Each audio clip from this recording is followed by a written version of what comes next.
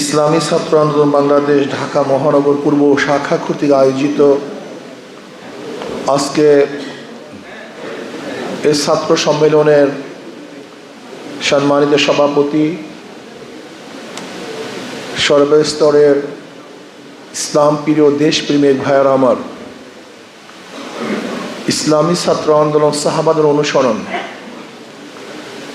ইসলামী ছাত্র আন্দোলন রুহানিয়াত ও জিহাদের সমন্বিত প্রয়াস। ইসলামী ছাত্র আন্দোলন নিজেকে করার ভিত্তিতে সমাজকে গড়তে চায়। ইসলামী ছাত্র আন্দোলন নিজেকে গঠন করার ভিত্তিতে সমাজকে গঠন করতে চায়। ইসলামী ছাত্র আন্দোলন নিজেকে সংশোধনের ভিত্তিতে সমাজকে সংশোধন করতে চায়। আজকে আমাদের সমাজের সমস্যাটা কি? আমাদের সমাজের মূল সমস্যা হলো এই, যারা আমরা সমাজকে সংশোধন করতে চাই তারা নিজেরাই সংশোধন হই নাই। যারা সমাজকে বিনির্মিত করতে চাই তারাই নির্মিত হই নাই। আজকে যারা সমাজকে সুন্দরভাবে সাজাতে চায় তারা নিজেরাই নিজেদের জীবনকে সুন্দরভাবে সাজাতে পারে নাই। দেখেন, ব্রিটিশদের বিরুদ্ধে বৈষম্য বিরোধী আন্দোলন করেছিলাম, যেহেতু ব্রিটিশরা আমাদের সাথে বৈষম্য করেছিল। ব্রিটিশদের বিরুদ্ধে আন্দোলন করে আমরা ওদেরকে দেশ থেকে ভাগাতে বাধ্য করেছিলাম। ভেবেছিলাম এখন আর বৈষম্য থাকবে না, কিন্তু ভারতের জনগোষ্ঠী, সংখ্যাগরিষ্ঠ জনগোষ্ঠী যখন মুসলমানদের সাথে বৈষম্য করা শুরু করেছে, আমরা চিন্তা করলাম এই বৈষম্য দূর করার জন্য আমাদের আলাদা মুসলমানদের জন্য এক ভূখণ্ডের প্রয়োজন, দেশের প্রয়োজন। এই বৈষম্য দূর করার জন্যই 47-এ আমরা ভারত থেকে আলাদা হয়ে পাকিস্তান নামে এক দেশ গড়েছিলাম বৈষম্য দূর করার জন্য। কিন্তু আমরা কি দেখলাম? পশ্চিম পাকিস্তানের মানুষগুলি পূর্ব পাকিস্তানের মানুষের সাথে বৈষম্য করছে। আবার বৈষম্য দূর করার জন্য আমরা 71-এ পাকিস্তান থেকে আলাদা হয়ে বাংলাদেশ নামীয় একটা দেশ আমরা স্বাধীন করলাম। ভেবেছিলাম এখন আর বৈষম্য থাকবে না। কিন্তু আমার প্রশ্ন, 71 থেকে আজকে 2024 পর্যন্ত যারা এই শাসক ছিল তারা বৈষম্য দূর করতে পারে না। এই বিধায়ী আবার 2024-এ বৈষম্য বিরোধী আন্দোলন শুরু হয়েছিল। বৈষম্য থাকবে না, সাম্য, মানবিক মর্যাদা, সামাজিক ন্যায় বিচার প্রতিষ্ঠিত হবে, প্রত্যেকটা মানুষের অধিকার ফিরে পাবে, যেখানে থাকবে না জুলুম, অত্যাচার, অবিচার, চুরি, ডাকাতি, যেখানে থাকবে না ঘুষ, দুর্নীতি, যেখানে আমার মা বোনেরা ইজ্জত নিয়ে হাঁটতে পারবে, যেখানে প্রত্যেকটা শ্রমিক তাদের অধিকার ফিরে পাবে, যেখানে চাকরিজীবীরা নিরাপত্তায় চাকরি করতে পারবে, ব্যবসায়ীরা চাঁদা মুক্ত ব্যবসা করতে পারবে। এরকম এক দেশ গড়ার জন্যই 2024-এ আমরা ঝাঁপিয়ে পড়েছিলাম। মানুষ জীবন দিয়েছিল। আপনারা দেখেছেন 2024 4 আগস্ট সেই শাহবাগে বক্তৃতা করেছিলাম যেন আগামীকাল 5 তারিখ জনগণের গণভবন জনগণ দখল করবে।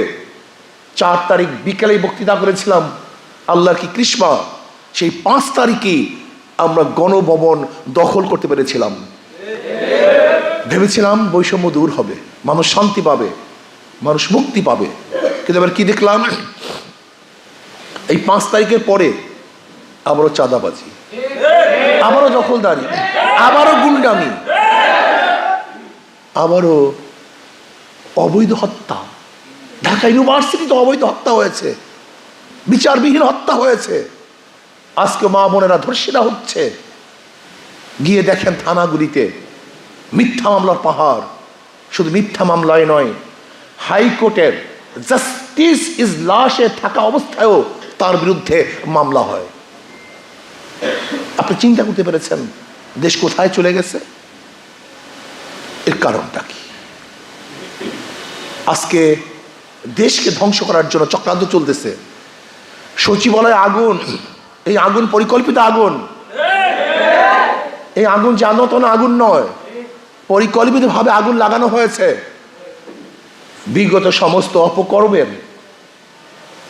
অপকর্মের রেকর্ডকে জ্বালিয়ে দেওয়া হয়েছে, যেন অপকর্মের কোনো রেকর্ড না থাকে। আমি বলবো তদন্ত করা হোক, নিরপেক্ষ তদন্ত করা হোক। যারা এই কাজ করেছে জাতির সামনে তাদের চেহারা উন্মোচন করা হোক এবং তাদেরকে বিচারের আওতায় আনা হোক। এর কারণটা কি?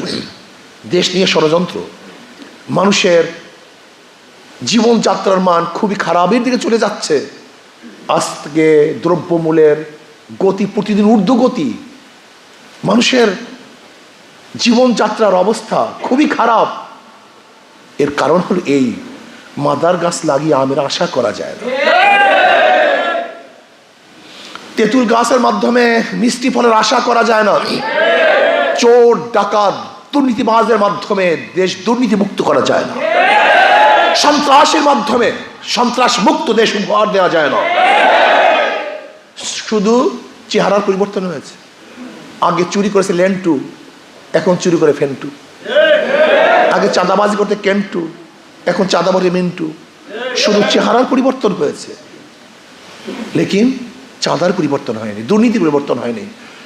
এর জন্য আমাদের শায়খ মোর্শেদ নব্বর আল্লাহ মারকাদা স্লোগান দিয়েছিলেন, শুধু নেতা নয়, নীতির পরিবর্তন চাই। নিজেকে গঠন করার ভিত্তিতে সমাজকে গঠন করতে হবে। ওই পাশ্চাত্য দলগুলির অবস্থা কি? সেখানে যদি ফেরেশতারাও ঢুকে আজাজিল হয়ে বের হবে। আপনি দেখেছেন বুয়েটে আবরারকে কারা হত্যা করেছিল? সর্বোচ্চ বিদ্যাপীঠের ছাত্র, সেই বুয়েটের ছাত্ররাই আবরারকে হত্যা করেছিল। তারা কত ভালো ছাত্র ছিল, তারা যদি ভালো রেজাল্ট করতে না পারত, মেধাবী না হতো, তাই বুয়েটের মতো বিদ্যাপীঠে ভর্তি হতে পারত না। কিন্তু তারা খুনি হলো কেন? এই দলগুলি তাদেরকে খুনি হিসাবে প্রোডাক্ট করেছে। আজকে দেখেছেন জাহাঙ্গীর ইউনিভার্সিটিতে 100 ধর্ষণ করা পরে সেঞ্চুরি পালন করেছে। এরা মেধাবী ছিল, কিন্তু এই দল তাদেরকে ধর্ষক বানিয়েছে। আজকে হাজারো ছাত্ররা খুনি হয়ে গেছে এই দলের মধ্যে এসে। এই দলগুলি একজন ভালো ছাত্রকে চাঁদাবাজ বানিয়ে দেয়। এই দলগুলি একজন ভালো মানুষকে ডাকাতে পরিণত করে। কাজে এই ছাত্র আন্দোলনের স্লোগান কি? নিজে পরিবর্তনের ভিত্তিতে সমাজকে পরিবর্তন করতে হবে। নিজেকে আদর্শিকের মাধ্যমে সমাজকে আদর্শবান করতে হবে। নিজে চোর, নিজে ডাকাত, নিজে দুর্নীতিবাজ, আর আপনার সমাজকে দুর্নীতিমুক্ত করবেন কিভাবে? এটা সম্ভব না। আজকে একদল আছে যারা যেনতেন একটা নির্বাচন চায়। আমি বিশ্বাস করি যে সংস্কার না করে নির্বাচন দেওয়া হয় তাহলে নির্বাচন সুস্থ হবে না, আবার বুমেরাং হয়ে যাবে। মানুষের আশা এবং আকাঙ্ক্ষার প্রতিফলন হবে না। মানুষ ভোট অধিকার প্রয়োগ করতে পারবে না। মানুষ যাকে ভোট দেওয়ার জন্য কেন্দ্রে যাবে তাকে ভোট দিতে পারবে না যদি এই পরিস্থিতিতে নির্বাচন হয়। কাজে আমি অন্তর্বর্তীকালীন সরকারকে বলবো, লেভেল প্লেইং ফিল্ড করার আগ পর্যন্ত নির্বাচন দিয়ে কোনো লাভ নেই। আসুন পিআর সিস্টেমে নির্বাচন হোক, সংখ্যানুপাতিক হারে নির্বাচন হোক, যেখানে পেশি শক্তি ব্যবহার করতে পারবে না, যেখানে কালো টাকার সরাসরি হবে না, বরং জাতীয় এক সরকার হবে, যে সরকারের ফেসিস হবে না। কাজে ছাত্র আন্দোলনকে নিজেকে গঠন করতে হবে, সমাজকে বিনির্মাণ করতে হবে।